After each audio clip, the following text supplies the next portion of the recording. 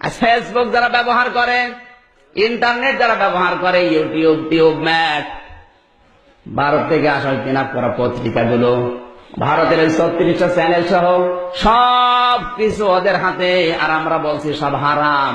আমরা আছি লা ইলাহা ইল্লাল্লাহ নিয়ে। আপনি যদি এই লা ইলাহা ইল্লাল্লাহটা প্রতিষ্ঠা করতে চান, প্রচার মাধ্যমগুলো দরকার আছে না নেই? আল্লাহর নবী যেদিন নবুয়ত পেয়েছিলেন, সাফা পাহাড় তো নিজের চোখে দেখলাম, বিশ্বনবী ওই পাহাড়ে উঠে লাল কাপড় উড়িয়ে দিলেন।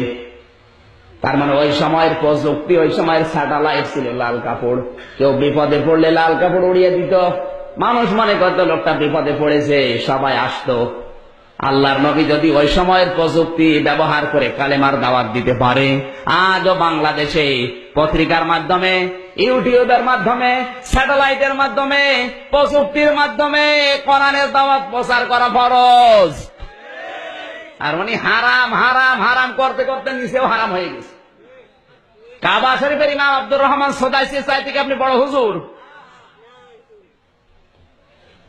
না না, কয়জন বললেন, বাকিগুলো তো খোঁজ খবর রাখেন না। তাই কাবার ইমাম শুধু ইমাম না, মক্কার উম্মুল কোরা বিশ্ববিদ্যালয়ের অধ্যাপক, মক্কার প্রশাসনের তিনি প্রধান বিচারপতির দায়িত্ব পালন করছেন। তার রায় অনুযায়ী মানুষের জীবন মরণের ফায়সালা হয়।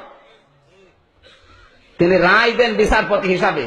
তিনি শুধু ইমাম না, আজ 30 বছর কাবার ইমামতি করছে, আজ পর্যন্ত একটা লোকমা দিতে পারে না। তার পেছনে নামাজ পড়লে মনে হয় কোরআন শরীফ এখনই নাজিল হচ্ছে। আমি 8 বার পেয়েছিলাম তাকে। এইবার চেহারা দেখলে মনে হয় নূর জ্বলছে। সেই লোকটা যখন বক্তব্য দেয় সেমিনারে, সিম্পোজিয়ামে, কাবা শরীফে যখন খুতবা দেয়, এই যে হজের খুতবা দিল এবার, ওটা ইউটিউবে, টিউবমেটে, ফেসবুকে, ইন্টারনেটে, সারা বিশ্বে 1 সেকেন্ডে ছড়িয়ে গেছে।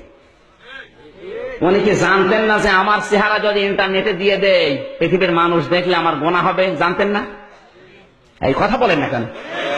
কোন কারণে ছড়িয়ে দিলেন বলেন? তার নিয়ত তো খারাপ।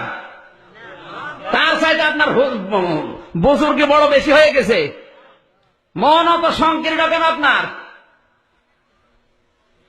ইসলাম প্রচার করার জন্য একটা মাধ্যম আমাদের হাতে নেই। মানে বুজুর্গ হয়ে বসে আছে। নবী ছিলেন বুজুর্গ, নবীর কৌশল ছিল।